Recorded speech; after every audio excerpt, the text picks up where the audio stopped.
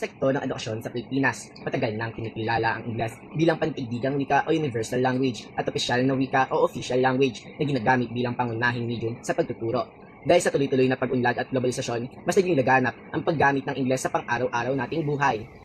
Bagamat natututunan ng mga Pilipino ang wikang Ingles sa loob ng kanilang mga silid-aralan, ang tanong ay, gaano nga ba kataas ang husayan ng mga Pilipino sa wikang Ingles sa kasalukuyan? O baka naman napag-iiwanan na tayo? Nagsagawa kami ng masusing pag-ikot at pag-i-interview sa iba't ibang henerasyon mula sa Gen Z hanggang sa baby boomers upang alamin ang kanilang pananaw at subukan ang kanilang kahusayan. What is your name, age, and occupation? My name is Jean-Claude Pisampilo. I am 28 and I am a public school teacher. My name is Camille Raso and I'm 39 years old and I'm from Santa Elena. I'm Irene Acosta, 61 years old, and sole proprietorship. I'm Nena Liwanag. I'm 71 years old and I'm a widow. As of now, I am a pensioner.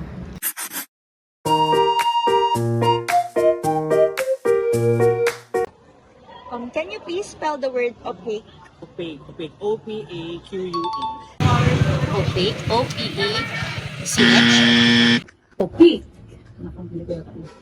OP, A-P-O-Q-U-E. Opaque, O-P-A-Q-U-E. Grateful. Facebook, G-R-E-A-F-U-N. Grateful, G-R-E-A-E-F-U-L.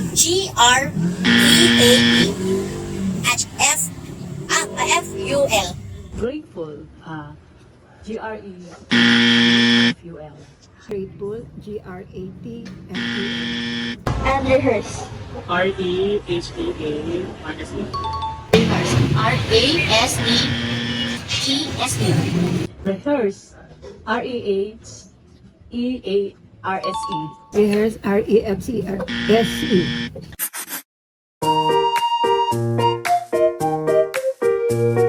Can you give the synonym of amazing? Bad. Amazing. Amazing. Wonderful. Amazing, wonderful, or great, or great. Looks grateful. Bad. Bad. Bad. What is this? Worst. Smart. Bad. Worse. Bad, worse. Smart. Clever. Smart. Intelligent. Smart, intelligent.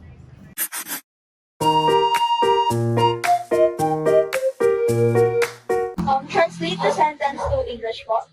Pakitiyak na naisara mong mabuti ang lahat ng bintana at pinto bago umalis. And check and secure if the doors and windows is locked properly. Close the window and door properly or tight.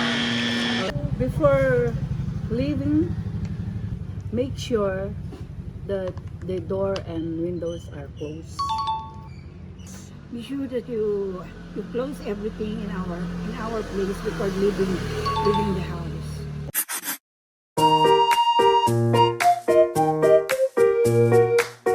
Lubos ako nagpapasalamat sa inyong tulong at suporta sa panahon ng krisis. I'm very much grateful with your help during crisis. I'm so very thankful for your help and kindness in that time when the crisis is coming. I'm very thankful for this help and support in times of crisis. I would like to thank you for being so helpful during crisis time.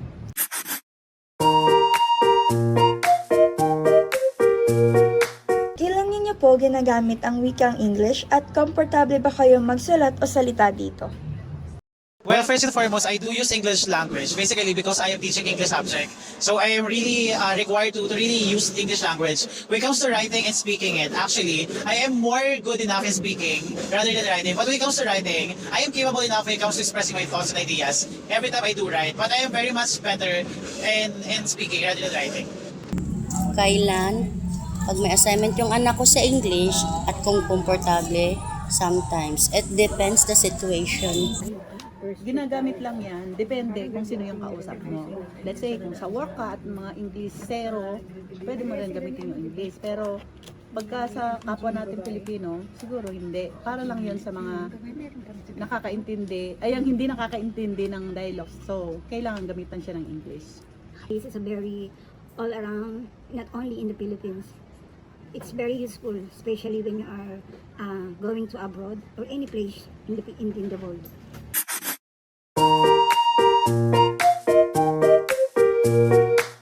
Paano po nakakaapekto ang malawakang paggamit ng English sa paraan ng pakikipag-ugnayan or communication ng mga Pilipino sa isa't isa at sa pagkakakilanlan or identity natin bilang isang bansa?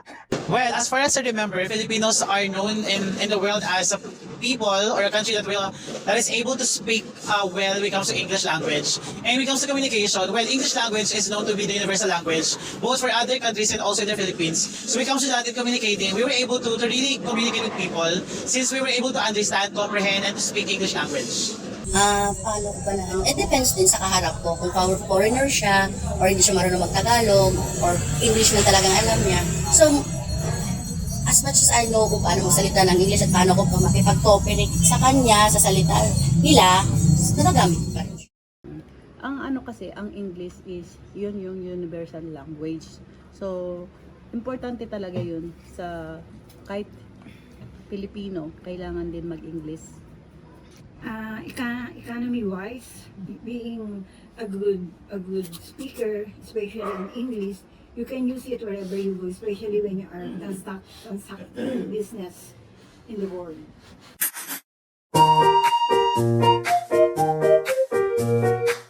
Follow-up question po. Sa tingin mo ba may pagkakataon na nakakapagdulot ng language barrier o hindi pagkakaintindihan ang paggamit ng English sa loob ng Pilipinas, lalo na sa araw-araw na pamumuhay? Knowing Filipino people, I don't see it as a problem or a language barrier because Filipinos are inborn English speakers actually. Because we are very much influenced by Korean dramas which have subtitles, anime, subtitles as well. We do like idolizing foreign people. That's why we are good in speaking English and comprehending it. And I don't see English language that will be a language barrier towards everyday use of it. Depende sa taong makakausap mo. So, minsan kasi may mga magagaling, sobrang magaling. Minsan naman may mga tao hindi nakakaintindi. Hindi siguro kasi kailangan din naman na gamitin din natin yon at hindi din nakakahadlang or hindi yun para sa sa kapwa nating Pilipino. So hindi. It depends on the situation, because when you are talking to the person who are, let's say, not illiterate, it's very hard for them to understand. But if they are educated, it's easy for them to learn the English. Kung ako ang tatanungin, masasabi kong mas madali para sa makabagong henerasyon ang mag-spell at mag-translate ng wikang Ingles dahil sila ay exposed sa wikang ito. Samantala, ang mga matatanda naman ay manginangilan lamang ang tumama sa pag-intindi at pag-spell ng wikang ito dahil siguro sila ay masanay sa tradisyonal na pakikipagkomunika. May mga dumadaan talagang pagkakilala ng ating mundo pagdating sa sektor ng edukasyon, particular na sa pagiging bihasa ng mga Pilipino sa pagsasalita ng wikang Ingles. Isa na rito ay hindi pantay-pantay ng email sa bawat tao. Ang globalisasyon ay nakakatulong sa paggawa ng mga produkto at serbisyo na nakakatulong sa ating mundo. Dahil ang mga taong may mga privilege lang sa pagkatuto ng wikang Ingles ang nagkakaroon ng mas mataas na oportunidad at pag-unlad sa bawat isa ay nagkakaroon nito ng mga social or opportunity inequalities sa mga taong walang sapat na kaalaman o walang kakayahan sa pagkatuto ng wikang Ingles. Ang globalisasyon ay nakakatulong sa atin na makilala ang iba't ibang tao through internet.